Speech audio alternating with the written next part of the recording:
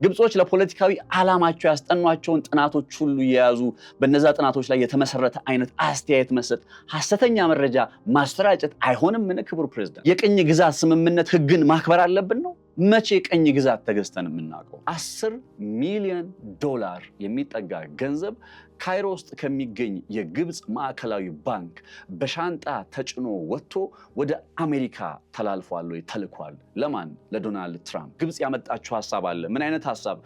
የባህር በር ጥያቄያችሁን ጉዳይ በተመለከተ አማራጭ እፈልጋለሁኝ፣ እናንተ በታላቅ የኢትዮጵያ ህዳሴ ግድብ ላይ ደግሞ ተደራደሩ።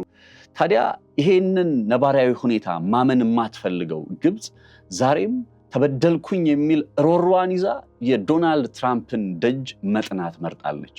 እስቲል ግን የትኛው ናሬቲቭ ላይ ናቸው ያሉት? እነሱ ድርድር ተደርጎ አስገዳጅ ስምምነት ኢትዮጵያ ታድርግልን እያሉ ነው የሚገኙት። የአሜሪካው ፕሬዝዳንት ዶናልድ ትራምፕ ስለ ታላቁ የኢትዮጵያ ህዳሴ ግድብ አወዛጋቢ አስተያየት ሰጥተዋል። ዛሬ ይህ አስተያየታቸውን እንፈትሸዋለን። ስንፈትሸው ደግሞ ከዚህ ለአብድልፈታህ አልሲሲ ካደረ ፍላጎታቸው ጀርባ ምን የተደበቀ ሚስጥር አለ ብለን ስንፈትሽ ስንመለከት ለካ የአልሲሲና የዶናልድ ትራምፕ $10 ሚሊዮን የሙስና ቅሌት አለ። ያ የሙስና ቅሌት ምንድን ነበረ? መቼስ ነው የተፈጸመው? አሁን ላይ ባለው የግንኙነት ሂደት ላይ ምን አይነት ጫና ያመጣል የሚለውን ጉዳይ በዝርዝር እያየን እንቀጥላለን። ዶናልድ ትራምፕ በቡድን 7 አባል ሀገራት ስብሰባ በፓሪስ ከአልሲሲ ጋር በተገናኙበት ጊዜ ያነሱት አስተያየትን መነሻ አድርገን የዛሬው አጠር ያለ ቆይታችንን ወደ እናንተ እናደርሳለን። ሰላም ጤና ያስጥልን ክብራትና ክብራን፣ ነፃነት ላቀው ነኝ። በገበያ ፖድካስት አብራችሁ እንድትሆኑ በአክብሮት ጋብዛለሁ። ቻናላችንን ሰብስክራይብ ማድረጋችሁ አይዘንጋ። ሀሳብ አስተያየቶቻችሁን በኮሜንት መስጫው ላይ አስቀምጡልኝ። መልካም ጊዜ፣ መልካም ቆይታ ይሁንላችሁ።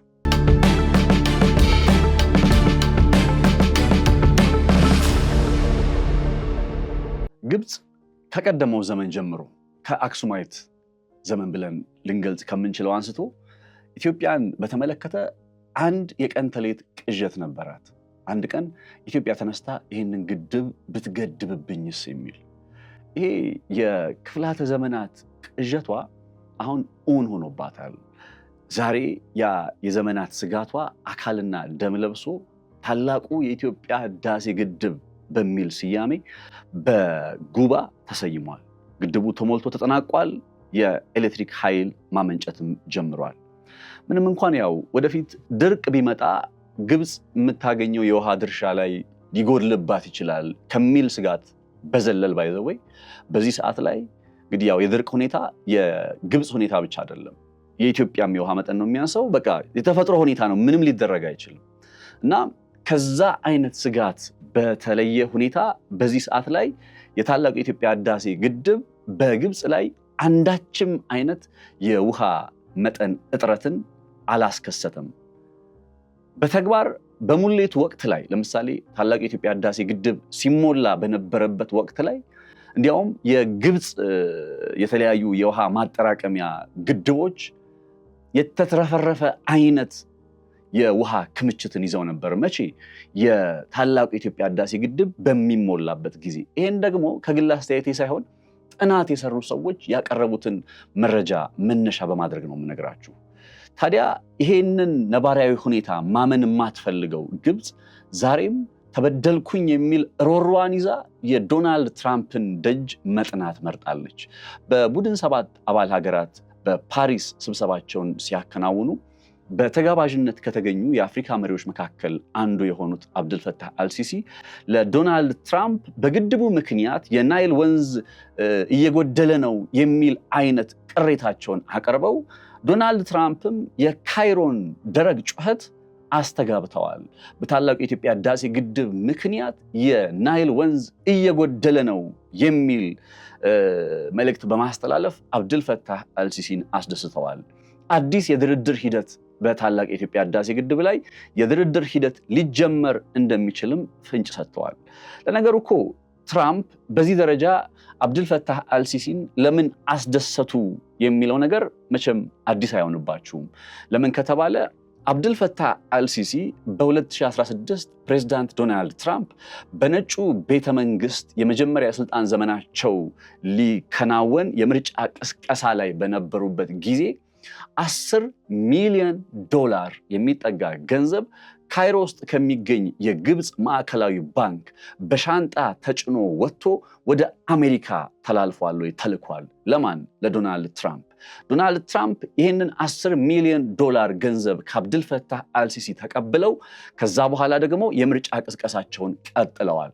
በመጀመሪያ የስልጣን ዘመናቸው ያንን የአብድልፈታህ አልሲሲን ውለታ ለመክፈል ጥረት አድርገው ነገር ግን ያው ሳይሳካላቸው ቀርቶ በቦምብ ታላቁ የኢትዮጵያ ህዳሴ ግድብን እናጋያለን ሲሉ ሲናገሩ የነበረውን መቼስ መለስ ብላችሁ ታስታውሳላችሁ። ያ ሁሉ የሆነው ያቺ $10 ሚሊዮን ውለታ ስላለች ነው።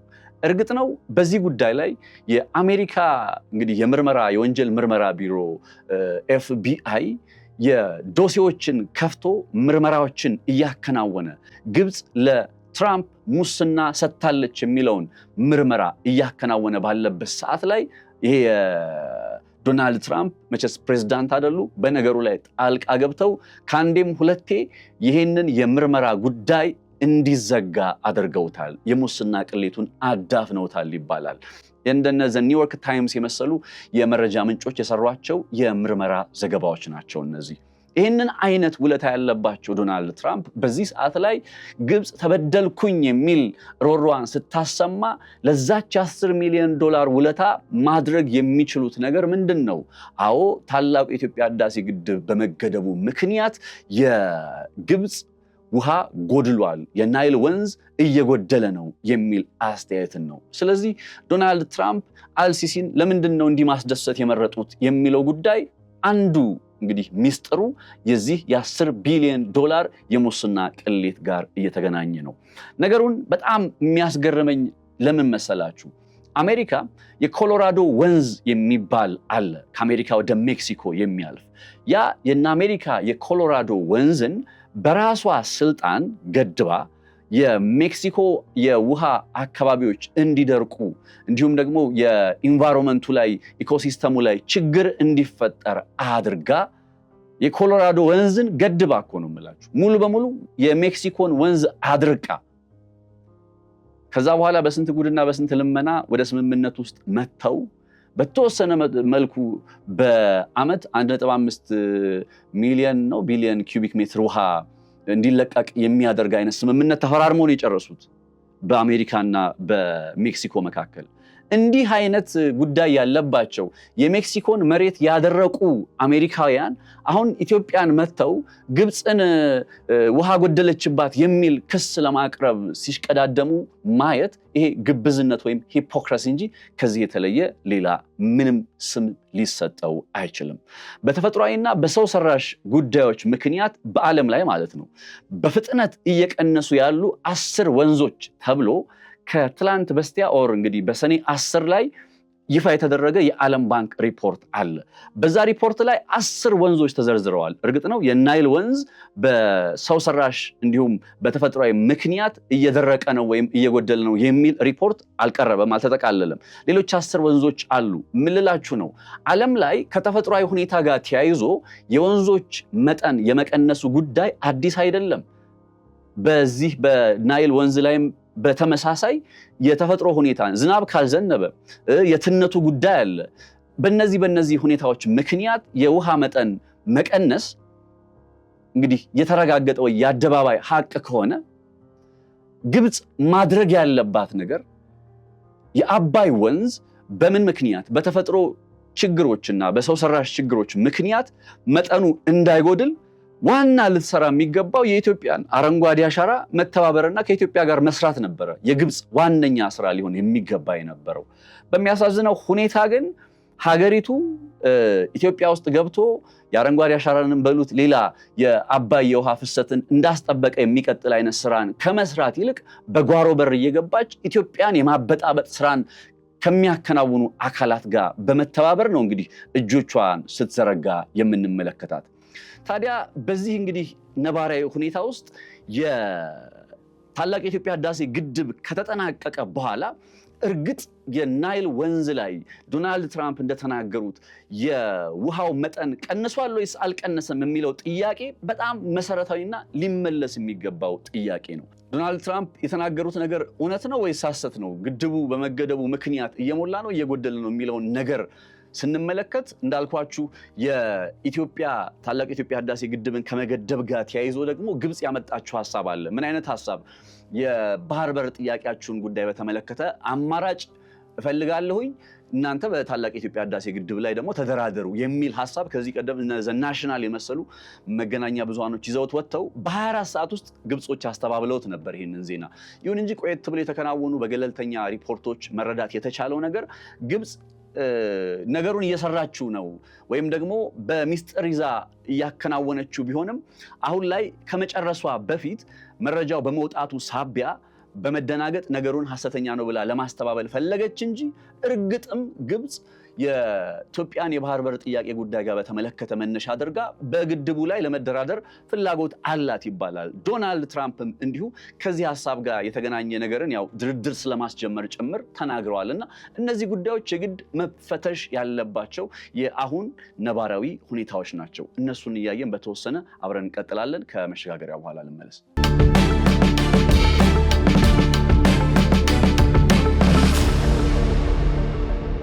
በታላቁ የኢትዮጵያ ህዳሴ ግድብ የግብጽ የሚደርሳትን የውሃ መጠን ይቀንሳል ወይስ አይቀንስም የሚለውን ነገር ስንመለከት ዋና መከራከሪያ ነጥቡ ምን መሰላችሁ?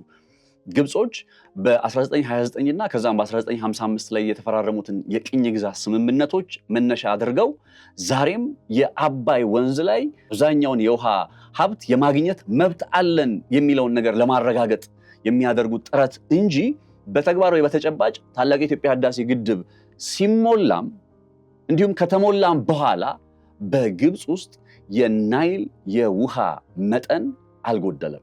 ለምሳሌ ያክል ከዚህ ቀደም የተከናወነ አንድ ጥናት ላይ ያገኘሁት መረጃ ምን መሰላችሁ? ይሄ የአባይ ወንዝ ተፋሰስ የውሃ ሀብቶች በሃይድሮጂያዊ ለውጥ ምክንያት ፕሮጀክቶቹ የመጎዳት አቅማቸው ምን ይመስላል፣ ውሃው የመጎዳት አቅሙ ምን ይመስላል በሚል ዙሪያ የተጠናከረ ጥናት ነው። የታላቁ የኢትዮጵያ ህዳሴ ግድብ ከመገደቡ ጋር ተያይዞ የውሃ ሙሌት ስራው ሲከናወን እጅግ በጣም እንግዲህ ሊያስገርም የሚችለው እውነት ያለው እዚህ ጋር ነው። አሁን ኢትዮጵያ ያንን የታላቁ የኢትዮጵያ ህዳሴ ግድብን ስትሞላ ዘለግ ያለ ዓመታትን ወስዳለች። ኦልሞስት ወደ 7 ዓመትን የሚሆን ጊዜ ቆይታለች። በዚህ የ7 ዓመት ቆይታ ውስጥ በየዓመቱ የምትሞላበት መጠን ነበር አይደለ? ይህን ያክል እየተባለ የሚሞላ መጠን ነበረ።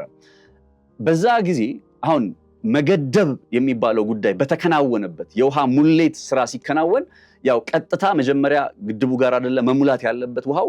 በዛ ሰዓት ላይ እንኳን የተከናወነ ወይም የተፈጠረ የውሃ እጥረት አለ ወይ በሚል ደረጃ የተከናወነው ጥናት እንደሚያሳየው የህዳሴ ግድብ ማጠራቀሚያ 3ቱ የውሃ ሙሌት ምዕራፎች በቅደም ተከተል በሐምሌ 2020 በፈረንጆቹ ከዛ በሐምሌ 21 እና በነሐሴ 2022 ሲከናወኑ በእነዚህ 3 ምዕራፎች ወቅት የህዳሴው ግድብ የማጠራቀሚያ አቅሙ ያው በፕሮግራሙ መሰረት እየተከናወነ ሲቀጥል በጣም የሚገርማችሁ ነገር በግድቡ አካባቢ ላይ ያለው የውሃ መጠን እየጨመረ ሲመጣ በዛው ተመሳሳይ ጊዜ በግብጽ ውስጥ የሚገኙ የሮሴረስ እንዲሁም በመሮይ ማጠራቀሚያዎች አካባቢ ላይ ያሉ የውሃ ማጠራቀሚያ ቦታዎች የገጽታ ስፋታቸው የያዙት የውሃ መጠን ምን ያክል እንደሆነ ማየት የምትችሉበት የገጽታ ስፋታቸው እንግዲህ ጥናቱ በተከናወነበት በነዛ ጊዜ ጉልህ የሚባል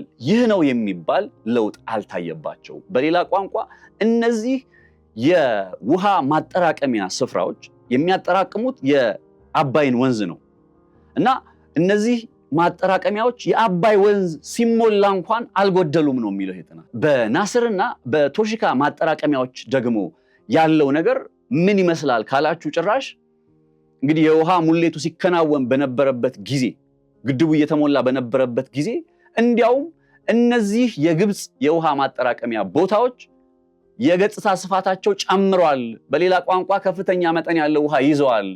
እንደ ወትሮ የሚይዙትን ያክል አይደለም የሚያዙት፣ ከዛ በላይ ይዘዋል። መቼ? የታላቁ የኢትዮጵያ ህዳሴ ግድብ በሚሞላበት ጊዜ እና አምስቱ ማጠራቀሚያዎች ላይ የታየው የውሃ ክምችት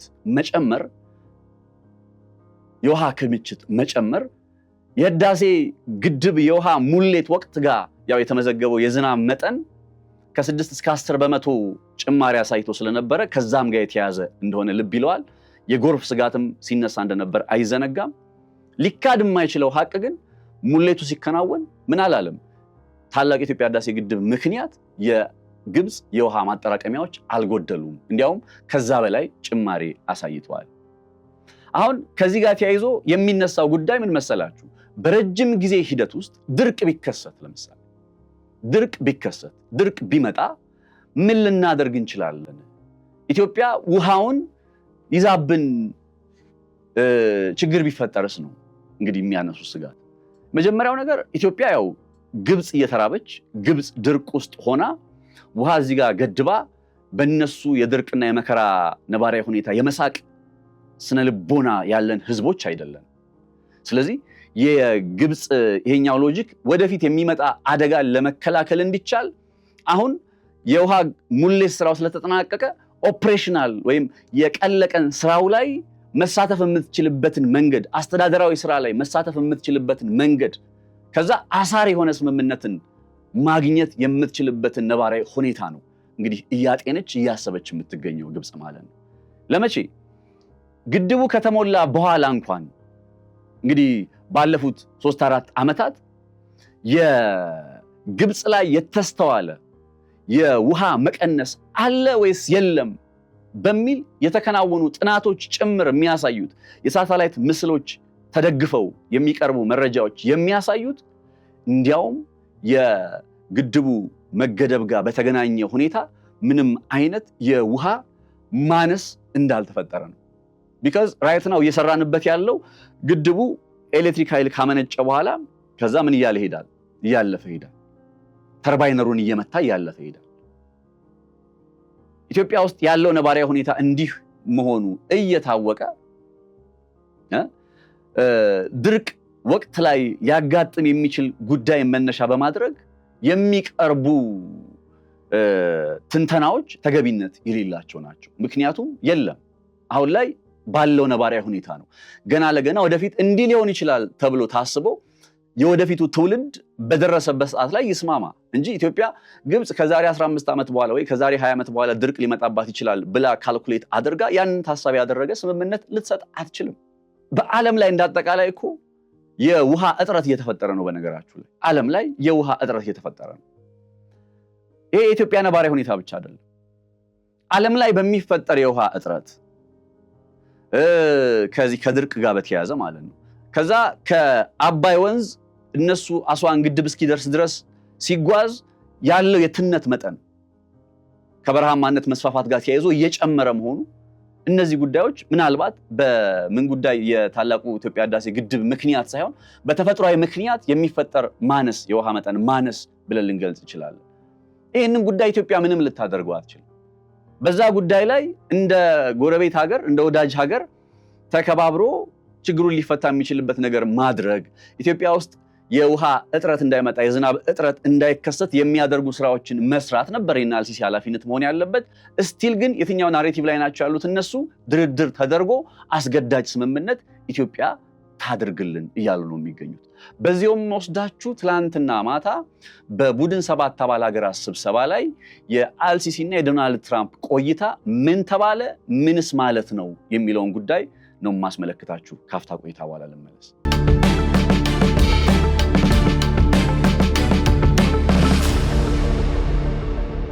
በትላንትናው ዕለት በፈረንሳይ ውስጥ የቡድን 7 አባላት ሀገራት ጉባኤ ሲከናወን ተጋብዘው ከተገኙት ውስጥ የአፍሪካ መሪዎች መካከል አልሲሲ አንዱ ናቸው። ከዛ ከዶናልድ ትራምፕ ጋር በጋራ ቆይታ አድርገዋል። በቆይታቸው ላይ የታላቁ የኢትዮጵያ ህዳሴ ግድብን በተመለከተ ሀሳብ ተነስቷል። ዶናልድ ትራምፕ ሲናገሩ ምንድን ነው ያሉት?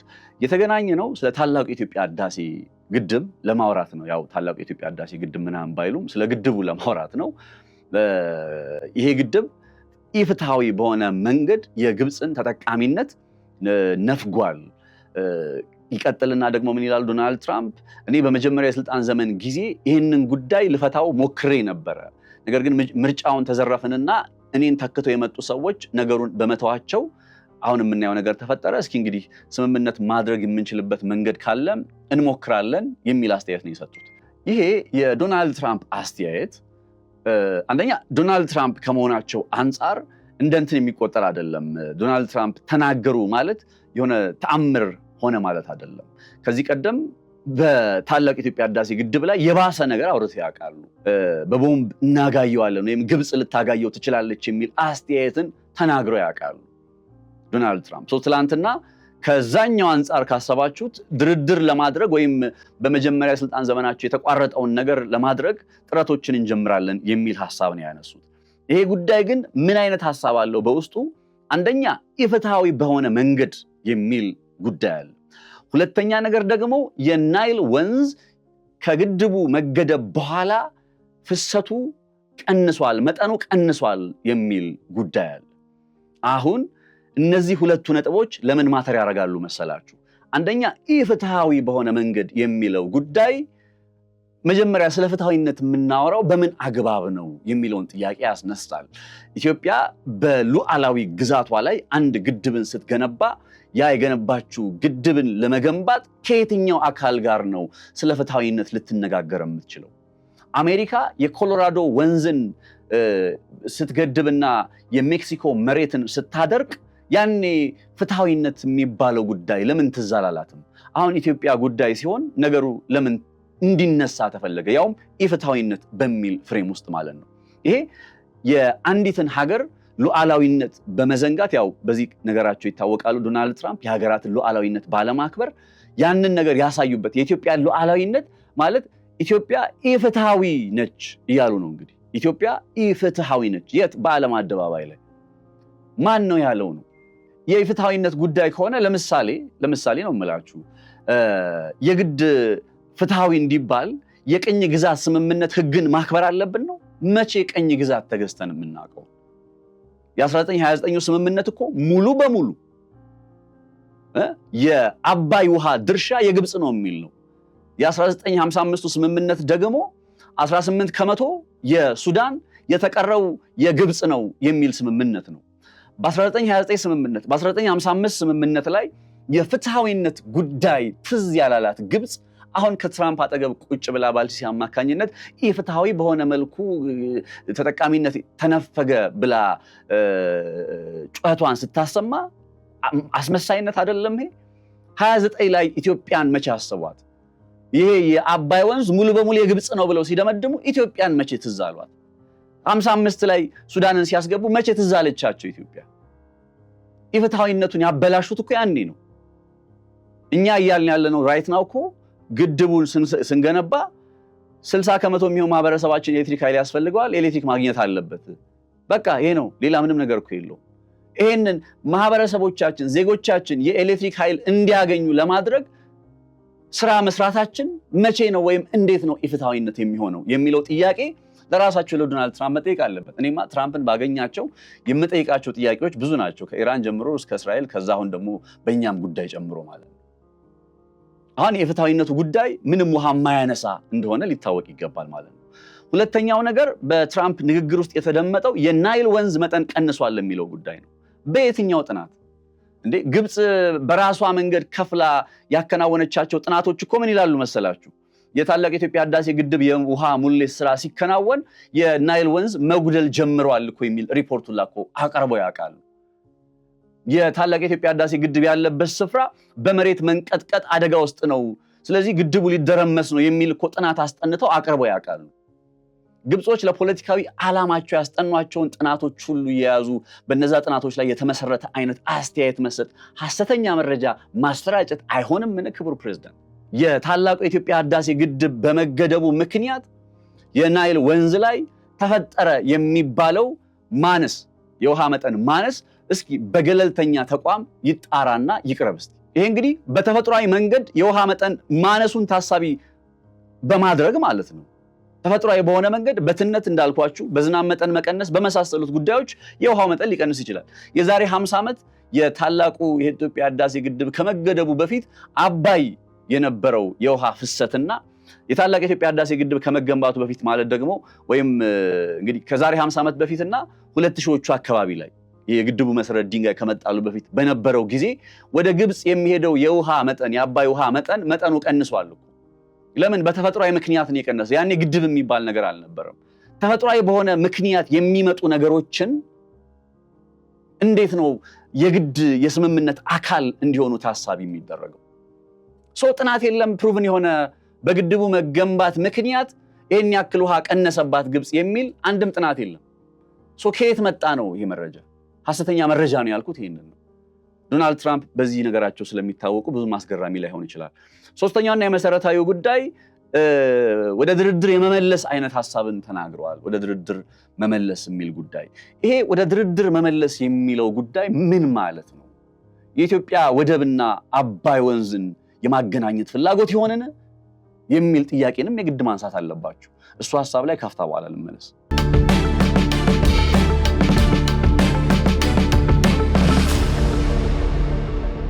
የነ ዶናልድ ትራምፕ ድርድር የሚል ሐሳብን ሲናገሩ መቼስ ከኢራንና ከአሜሪካ ስምምነት አንጻር ምን እያሉ እንደሆነ ሊገባችሁ ይገባል። ድርድር ሲሉ እነዚህ ሰዎች ፕራክቲካሊ ጦርነትን ማቆም የሚለውን ነገር ከማሰብ ባለፈ ብዙ ካልኩሌት የሚያደርጉት ነገር እንዳለ ነው። ያው በሌላኛው ጥንቅር ቀደም ብሎ ባቀረብንላችሁ በደንብ አይተነዋል እሱን ጉዳይና አሁንም ድርድር የሚል ጉዳይ እየተነሳ ነው በታላቅ የኢትዮጵያ ህዳሴ ግድብ ላይ።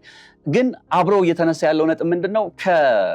ከዚህ ቀደም ዶናልድ ትራምፕ ስለ ድርድር ጉዳይ ሲያወሩ እነዚህ ሰዎች አልኩኝ ምናልባት የኢትዮጵያን የባህር በር ጥያቄ ጉዳይ እልባት የምንሰጥበት መንገድ እንፈልግና ከዛ በግድቡ ጉዳይ ደግሞ እንደራደር የሚል ሐሳብ እንዳያነሱ ስጋት አለኝ ብዬ ተናገርኩኝ። ከዛ ይህንን አስተያየት ከመስጠቴ ከ3 ቀን ወይ ከ4 ቀን በኋላ ዘናሽናል የሚባል አንድ መገናኛ ብዙሃን ግብጾች ኢትዮጵያ ወደ ማግኘት የምትችልበትን አይነት መንገድ አመቻችተው ግን ደግሞ በግድቡ ጉዳይ ላይ ለመወያየት እያሴሩ ነው ወይም እያሰቡ ነው የሚል መረጃ ይዞ ወጣ። እንዳልኳችሁ ኢሚዲየትሊ ያን ነገር ግብጾች በ24 ሰዓት ውስጥ አጣጣሉት። ከዛ ግን ገለልተኛ ሪፖርቶች ኖ ይሄኛው ነገር ትክክል ነው የሚል ሐሳብን ይዘው ወጥተው እንደነበር አይዘነጋም። ዛት ሚንስ ግብጽ እንደ ስትራቴጂ የያዘችው አንዱ አካል ኢትዮጵያን ወደ ድርድር እንዴት ነው መመለሳት ብላ ስታስብ በታላቁ የኢትዮጵያ ህዳሴ ግድብ ለመደራደር በወደብ ተጠቃሚነትን ይዞ የመምጣት ሐሳብ አላት። አሁን የወደብ ተጠቃሚነቱ ጉዳይ ራሱ ሴራ አለው። የመጀመሪያው ሴራ ምንድን ነው? ኢትዮጵያ በዛ ስፍራ ላይ ምንም አይነት የባህር ኃይል እንቅስቃሴ እንዳይኖራት መገደብን ትፈልጋለች።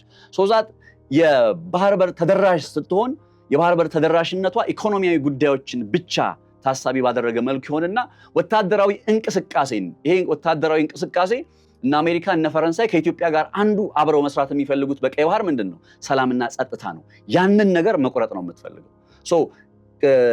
ወደብ ማግኘት የምትችሉበትን መንገድ ላመቻች ስትል ራሱ ጤናማ አይደለም። የመጀመሪያው ጉዳይ ምን በመርዝ የተለወሰ ነው። ተረዳችሁኝ አይደለ? ኢትዮጵያ የባህር በር ማግኘት ብቻ አይደለም የምትፈልገው። የባህር በር ካገኘች በኋላ የአካባቢውን ደህንነት ማስጠበቅ የምትችልበት፣ የባህር በሯ ማስጠበቅ የምትችልበት፣ ሰላምና ጸጥታውን ማስጠበቅ የሚቻልበት የባህር ኃይል ያስፈልጋል። ያንን መነሻ ባደረገ ሁኔታ ከፈረንሳይ መንግስት ጋር የተከናወኑ ያሉ ስራዎች ምን ላይ እንደደረሱ የምናውቀው ነው። ያንን እውነት ነው እንግዲህ ያንን የታሪክ እድገት ነው ለመቀልበስ ፍላጎት ያላት። ምን በሚል ወደብ ማግኘት የምትችሉበትን መንገድ ማሰብ ይችላሉ፣ ማገዝ ይችላሉ ብላ ስመጣ ማለት ነው። አንደኛው ፖይንት ይሄ ነው። ሁለተኛው ነጥብ ታላቁ የኢትዮጵያ ህዳሴ ግድብ ራሱን የቻለ አንድ ፕሮጀክት ነው። የወደብ ጥያቄያችን ደግሞ ራሱን የቻለ ሌላ ጉዳይ ነው። ሁለቱም ለኢትዮጵያ የብሔራዊ ጥቅሙ ጉዳይ ናቸው። አንደኛውም ብሔራዊ ጥቅም በሌላ ብሔራዊ ጥቅም አትደራደርም። ስለዚህ ለየብቻ የሚታይ ጉዳይ በመሆኑ የኢትዮጵያ መንግስት በዚህ ጉዳይ ላይ ያለው አቋም ግልጽና ግልጽ ነው። የወደብ ጉዳይ ለማግኘት በሚል በታላቅ የኢትዮጵያ ህዳሴ ግድብ ላይ በፍጹም አይደራደርም። ለምን? ሁለቱም የኢትዮጵያ ብሔራዊ ጥቅሞች ስለሆኑ። የብሔራዊ ጥቅም በሚባል ጉዳይ ላይ ሀገራት አይደራደሩም። ለኢትዮጵያ የወደብ ጉዳይ የብሔራዊ ጥቅም ጉዳይ ነው ብሎ መንግስት አስታውቋል አይደለ? የአባይ ጉዳይ የብሔራዊ ጥቅም ጉዳይ ነው።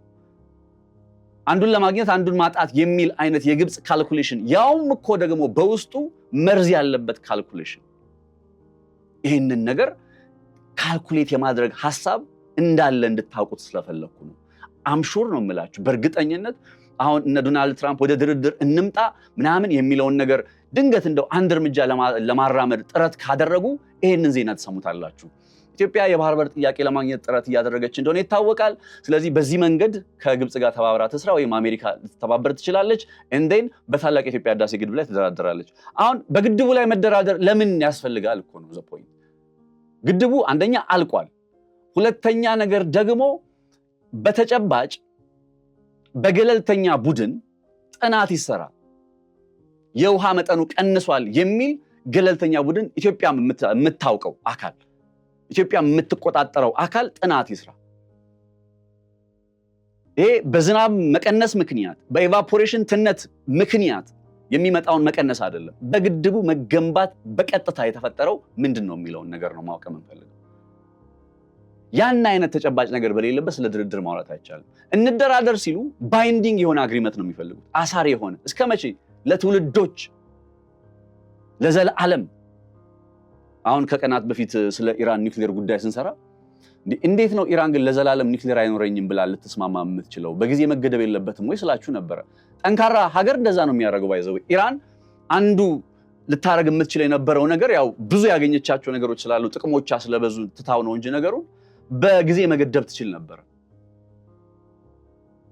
አሁን የስምምነት እናድርግ ከተባለ እንኳን ወደ ስምምነት የሚሄዱን ጉዳይ ተቃዋሚ አይደለሁም። ባይዘው ይሄ ድርድር ምናምን የሚባል ጉዳይ ውጥረትን መቀነስ፣ ጭንቀትን መቀነስ፣ ሸክምን መቀነስ እስከሆነ ድረስ በቃ በዓለም አደባባይ ፊት ለምን አይሆንም? የምናፍርበት ሀቅ የለንም እኮ። ዓለም እንዳያውቀው የምንፈልገው ሀቅ የለንም። ከድርድር ጠረጴዛዎች ላይ እንደራደር እንነጋገር ስትል ግብጽ ኦኬ እሺ ነይ ቁጭ በይ እንደዚህ ነው ነገሩን ግልጽ በሆነ መልኩ ደግሞ ድንቅ ባለሙያዎች አሉ በዚህ ጉዳይ ላይ እንደምታውቁት። ጥቅም ማስከበር ይቻላል። ለምን አፐራንዱ እኛ ጋር ነው ያለው። እንዴት ግድቡ ተሞልቶ ተጠናቋል። ምንም ሊደረግ አይችልም። ስለዚህ አፐራንዱ ኢትዮጵያ ጋር እስከሆነ ድረስ ኢትዮጵያ በየትኛውም የድርድር መድረክ ላይ ጥቅሟን ማስከበር ትችላለች። አሁን ችግር የሚሆነው እዚህ ጋር እንድንደራደር እንደዚህ እናደርግላችሁና ይሄን አሳሪ የሆነ ስምምነት ተስማሙ ወይም አሳሪ የሆነ ባይንዲንግ የሚሉት ማለት ነው እሱን ተስማሙ ከዛ ወደብ እንስጣችሁ ምናምን የሚል በሁለቱ ብሔራዊ ጥቅሞቻችን ላይ ካርድ የመምዘዝ አካሄድ ይኖራል ብዬ ስለማምን ነው። ኦልሬዲ ከዚህ ቀደም ፍንጩን ምልክቱን ሰጥተውናል። አሁን ዶናልድ ትራምፕ ስለ ድርድር እያወሩ ነው። ፎር ሹር ይመጣል ብዬ የማስበው ቀጣዩ ነገር ወደብና ግድቡን ለድርድር ይቀመጥ የሚል ነጥብ እንደሚሆን አስባለሁ። ዊገነሲ እሱን እናያለን በእርግጠኝነት ብዬ አስባለሁ። የነ ግብፅና የነ ዶናልድ ትራምፕና የነ አልሲሲ እንግዲህ የቡድን ሰባቱ ስብሰባ ይሄ በተጨባጭ የኢትዮጵያ ስም ከመነሳቱ በዘለል ማለት በተገቢ ኢፍትሃዊ ነች ተብሎ ግብፅን እየጎዳሽ ነው የናይል ወንዝን አጎደለች ምናምን የሚሉ ሐሰተኛ መረጃዎች ከመነሳታቸው በቀር ያን ያክል እንትን የሚል ነገር አይደለም።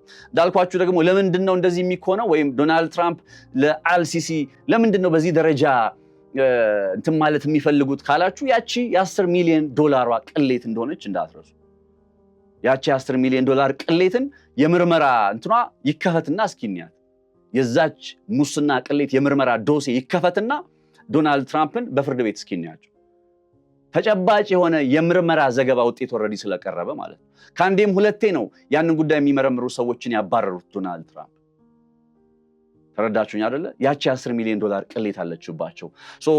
ስቲል ከዚህም የባሰ ነገር ሊናገሩ ይችላሉ፣ ለማድረግ ጥረት ሊያደርጉ ይችላሉ፣ ኢትዮጵያ ላይ ጫና ለማሳደር ጥረት ሊያደርጉ ይችላሉ። ዋትኤቨር ዘ ኬዝ ግን የኢትዮጵያ የወደብ ጉዳይ ሌላ ነው፣ የታላቅ የኢትዮጵያ ህዳሴ ግድብ ሌላ ነው። ሁለት ብሔራዊ ጥቅሞቻችን ናቸው ብዬ አምናለሁኝና እናንተስ ምን ትላላችሁ? እስኪ በተለይ ከዚህ ከግድቡ ጋር በተያያዘ የወደቡን ነገር የማንሳት ሂደት አልሲሲ በቀጥተኛ ባልሆነ መንገድም ቢሆን እያነሱት ነው የመባሉ ጉዳይ እንደው ለምን ይመስላችኋል የሚለውን ነጥብ እስኪ አስተያየቶቻችሁን አስቀምጡልኝ በኮሜንት መስጫው ላይ። የዶናልድ ትራምፕ አስተያየትን መነሻ በማድረግ ስለ ታላቅ የኢትዮጵያ ህዳሴ ግድብና ስለነ አብዱልፈታህ አልሲሲ በተወሰነ ያየንበት ጥንቅር ይህንን ይመስል ነበረ። አብራችሁ ስለነበራችሁ ከልብ አመሰግናለሁኝ። በቀጣይ በሌሎች ርዕሰ ጉዳዮች ላይ እንመለሳለን። መልካም ጊዜ፣ መልካም ቆይታ ይሁንላችሁ። ነፃነት ላቀው ነበርኩ።